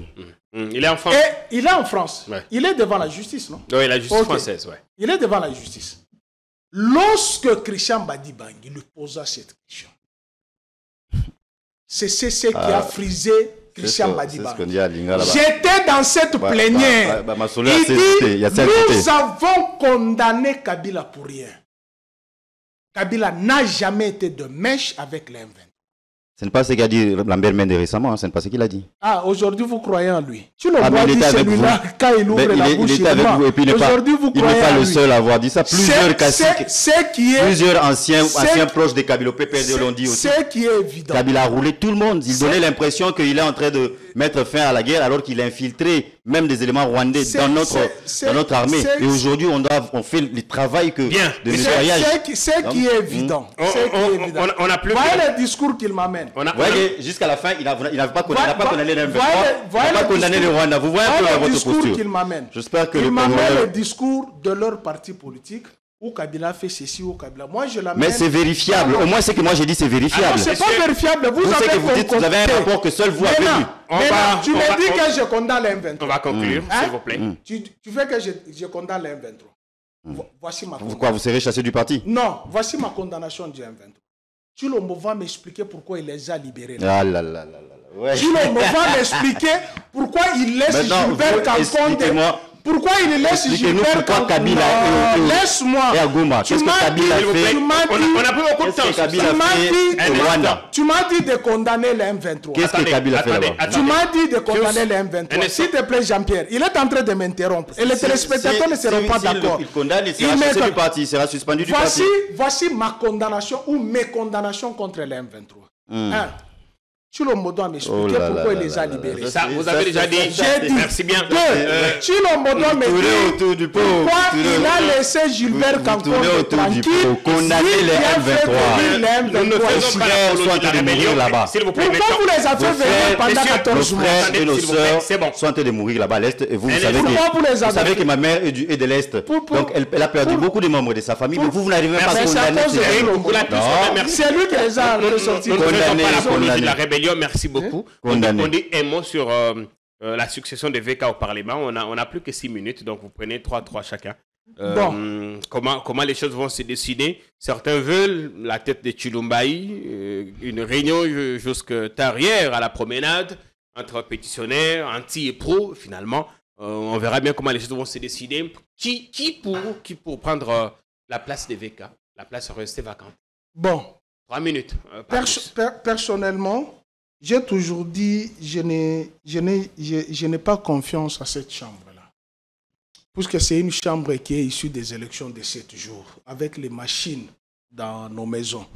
D'ailleurs, le parti de Ngobi l'avait reconnu, même Denis Kadima, qui est de l'UDPS, a reconnu qu'il avait invalidé certains députés pour avoir eu des machines à la maison. Mais les voix de ces députés ont élu les 73% de Tshilombo, qu'on n'a jamais mis de côté. Moi, je ne suis pas d'accord avec cette chambre. Ce qui s'est passé dans cette chambre, c'était juste la tête de Vital Kamerhe qui dérangeait. Ce n'est ni la gestion opaque, ni quoi que ce soit de ce qu'on lui reproche. C'est la tête de Kamerhe, puisqu'il était l'obstacle au changement de la Constitution. Je vais vous faire un petit tableau. Les députés nationaux étaient en vacances parlementaires. Je suppose que tout le monde était dans sa circonscription électorale. Et les bureaux étaient fermés. La questeur ou le questeur adjoint ou la questeur adjointe n'était pas au bureau. À quel moment ils ont mené l'audit pour savoir qu'il y a gestion opaque? Puisque 3 mois, ils étaient en vacances parlementaires. Et au dernier discours de Vital Kamerhe, il s'est plaint de la modicité des frais de fonctionnement qu'on a envoyés à l'Assemblée nationale. Et il n'y avait même pas du papier duplicateur. Dès le retour à l'ouverture de la session, il y a eu motion. À quel moment les députés ont récolté ces signatures? Et il s'avère même qu'il y a eu des fausses signatures. Tu fais le droit, tu sais que la fraude corrompt tout. La question n'était pas de mettre, de demander Après VK, les 3 autres ont été sauvés. Ils ont été sauvés avec la même pétition, avec les mêmes signatures. On dit la pétition a été reçue, mais il y a des irrégularités. Or, c'est la même pétition ou les mêmes pétitions qui avaient... La commission avait statué et avait estimé qu'il n'y avait pas... que la pétition pouvait passer, qu'elle n'était pas entachée d'irrégularités parce qu'elle avait entendu les députés présentés comme faux qui auraient signé. Oui, les députés qui ont été entendus. Ou ceux qui n'auraient pas signé avec leur consentement et ils ont été entendus mais les signatures qui ont été là, il y a une députée qui dénonce d'ailleurs sa signature. Mais les signatures qui ont été mises en cause de 25 députés, lorsqu'on a amené pour déchoir Ndjoli, Chimène et Polypoli, si c'est Polypoli, si Popo. Mais à l'Assemblée, on a dit qu'on a reçu la pétition, mais elle est entachée des irrégularités. Qu'est-ce qu'Inamizi, qui est rapporteur adjointe de l'Assemblée, elle gère l'argent? On devrait poser la question à la questeur ou au questeur et au questeur adjoint. Qui va remplacer? Qui pour remplacer VK? Bon. Vous connaissez un peu plus en question parlementaire. Les députés qui sont là-bas, pour moi, si ça ne posait pas un problème de géopolitique, je pouvais dire qu'on donne même à Godin Poy. Au pasteur. Oui, pour moi. Puisque même l'émotionnaire là, après ce qu'il a fait à l'Assemblée provinciale, vous voulez qu'il détruise bon, le pays? Toi, tu as des comptes à régler avec pas du tout, hein, pas du tout. Mais oui, moi je je vois d'abord. Avez-vous vu sa gestion de l'Assemblée provinciale pendant son mandat? Moi, je vois, c'est ça ce que je dis. Vous avez des problèmes. Non, mais allez poser même aux parlementaires aujourd'hui un assistant parlementaire aujourd'hui, c'est qu'il gagne et les prises en charge. Et c'est que les autres gagnent à notre poste. La parole vous revient. C'est mon avis. Vous avez fini, Pius. Tu détestes Joseph Kabila pour rien. C'est ton avis. Non, je ne le déteste pas. Oui, tu le détestes. Je le déteste pas. Moi, je l'aime, c'est mon avis. Merci bien. Je préfère Godin Poy puisque je vois qu'il a de la hauteur. Et il est à même d'élaborer une loi. Les gens qui sont là-bas, toutes les lois qui sont là-bas, c'est Aubin Minakou qui les a laissées sous signature de Joseph Kabila. Je termine. Non, vous avez la parole. Je termine. On doit avancer franchement. Je termine. Donc, la situation à l'Assemblée nationale réside dans ça. On veut mettre quelqu'un qui va faire passer en force la Constitution. Ce n'est ni la gestion PAC. Si vous parlez de la gestion PAC, commencez par la gestion de Mbosso. Les 27 millions ont été donnés là-bas pour corrompre ce Parlement. Vous n'avez jamais examiné cette opacité. Merci bien. Et la gestion PAC n'est pas seulement à l'Assemblée nationale. Vous savez ce qui se passe à la présidence de la République, dans toutes les institutions. Si on veut examiner l'opacité de la gestion de ces régimes ici, vous tous, vous êtes candidats en prison. Déjà, vous avez été assistant parlementaire, mais apparemment, vous ne maîtrisez pas très bien le fonctionnement. Pas plus. Qui a dit que pendant les vacances parlementaires, les députés ne peuvent pas se concerter? Qui a dit ça? Et qui a dit que pendant les vacances parlementaires, un audit ne peut pas être conduit? Qui a dit ça? Ça peut se faire, ça peut se faire. Ça peut se faire, les bureaux absents. S'il vous plaît. Les bureaux constitués des députés qui devraient déjà répondre. Mais pendant son déjà aller au bureau chaque jour. Voilà, déjà, c'est ce que je voulais dire d'ailleurs. Ouais. Déjà, pendant les vacances parlementaires, les bureaux continuent de fonctionner. Ouais. C'est comme ça que vous voyez, on dit que pour retirer par exemple des immunités à un député, pendant les vacances parlementaires, c'est le bureau qui doit se réunir et décider. Donc le bureau existait toujours, en fait, fonctionnait toujours. Ouais. Maintenant, les députés, quand ils ont élu Vital Kamerhe, là, ils n'étaient pas des mauvais. Là, ils n'étaient pas des incompétents. Moi, je n'ai pas dit ça. Je vous ai mais dit. aujourd'hui, ils ont décidé. Je vous ai dit, je n'ai jamais été d'accord avec votre chambre. Je vous ai dit ça. Je n'ai jamais d'accord avec votre chambre. Parmi les griefs qui lui sont reprochés, il y a évidemment cette gestion opaque. Et la preuve en est, une fois revenu, le monsieur, il trouve quand même des 4 000 qu'il pourrait ajouter à chaque député. Il a ramassé ça où? Et parmi les greffes lui reprochaient. Mais c'est votre allié. S'il vous plaît. C'est votre allié qui vous a fait élire. C'est votre allié. Il y a sa façon de traiter les députés. La condescendance. Mais comment PVK, on laisse les autres, on les sauve. Bon, maintenant, la question, s'il vous plaît. Même soit insulté Delis, c'est ça. S'il vous plaît. Moi, soit insulté Delis, c'est ça. Laissez votre neveu, Pius. Laissez-le s'exprimer. Moi, soit insulté Delis, c'est ça. S'il vous plaît. Là, vous n'avez pas enquêté. Attendez. Maintenant. C'est plus ce qui dérange. Le problème, c'est ça. C'est ça. Le problème, c'est ça. À quel moment on a parlé du changement de la Constitution ces derniers temps? Qui en a parlé? Pourquoi vous voulez faire croire aujourd'hui, vous défendez Vital Kamerhe. Aujourd'hui, Kamerhe est devenu votre allié. Je défends il est allé voir le chef de l'État. Je défends la science. Il est allé voir le chef de l'État.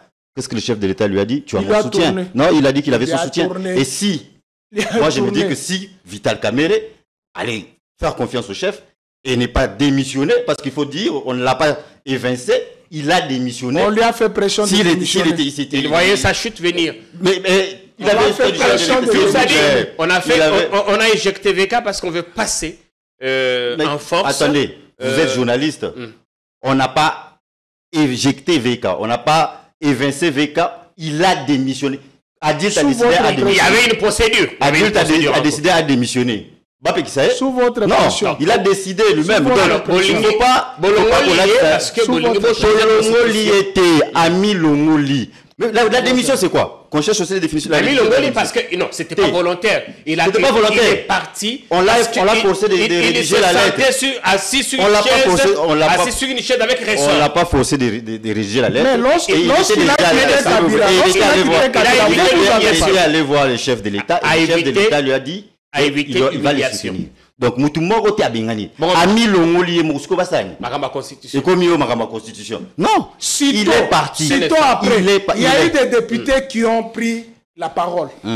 Qui ont dit, maintenant qu'Amère est parti, on demande au chef de l'État de mettre en mouvement le changement de la Constitution. Mais si ces députés-là ont décidé, ont leur avis, ils ont leur opinion. Où est le problème avec le chef de l'État? Mais oui. Mais quel rapport? Ça ne répond pas à une manœuvre politique. Pas du tout. Mais le chef de l'État dit au mois de janvier, il va comment ça fonctionne au niveau de l'Assemblée? Quand il y a une pétition comme ça, pour qu'elle soit, comme l'était le président, je crois qu'il fallait réunir, c'est quoi? 125 signatures. Et quand on va au vote, pour ou contre la pétition, c'est à la majorité simple. Donc, c'est-à-dire que 250 et tout. Si on a 100 députés ou 125 députés qui n'aiment pas Caméré ou qui n'étaient pas contents de sa gestion, ça ne signifie pas que tous les autres allaient voter. On avait déjà 260 quelque chose qui avait signé la pétition. Il faut savoir aussi que signer une pétition et aller faire un vote secret, c'est deux choses différentes. Parce qu'en même temps, il y a la vote de tractation. Donc, la preuve année, la pétition, elle a été rejetée. Donc, moi, je pense qu'il devait être calme. Il s'agitait pour rien et il a démissionné, il a décidé de partir. Comme on le dit à Kin, adulte a décidé à démissionner. Top qui ça y est, a décidé qu'il n'a pas Moko. Et cette histoire contre VK ne répond pas à un quelconque calcul politique, à une quelconque velléité de changement de la Constitution. Quelle histoire? Moi, c'est là même se trouve ma réaction ou ma question. Oui. Quelle histoire contre Caméré? Qu'est-ce qu'on lui a fait? Qu'est-ce que la majorité présidentielle lui a fait? Qu'est-ce que la majorité parlementaire, qu'est-ce que le chef de l'État lui a fait? Tu veux que je te réponde à ça? On lui a rien fait. Tu veux que la preuve en est que la pétition a été rejetée. Donc, il n'y a aucune manœuvre. S'il y avait une manœuvre, la pétition allait passer. Non, ne dites pas que la pétition a été rejetée. Bah, elle a été rejetée. Ils sont allés jusqu'au bout et lui n'a pas voulu. Oui, ils sont allés jusqu'au bout. Il a voulu éviter l'humiliation. Il était aussi l'une des personnes visées par la pétition. Quelle humiliation? Maintenant, ceux qui sont là, ils n'ont pas été humiliés. On a sauvé les autres parce que donc, il n'y a rien contre Caméré. Il n'y a aucune conspiration contre lui. Fatih l'a dit, il reste un frère. S'il a décidé de démissionner, c'est son choix. On ne lui a pas mis un fusil sur la table pour lui dire signe de démission. C'est son choix. Est-ce qu'en vous, il y a au moins des propos, il y a au moins des propos qu'on peut tenir compte. Vous avez dit Kagame est votre frère. Vous l'avez tourné encore. N'est-ce pas?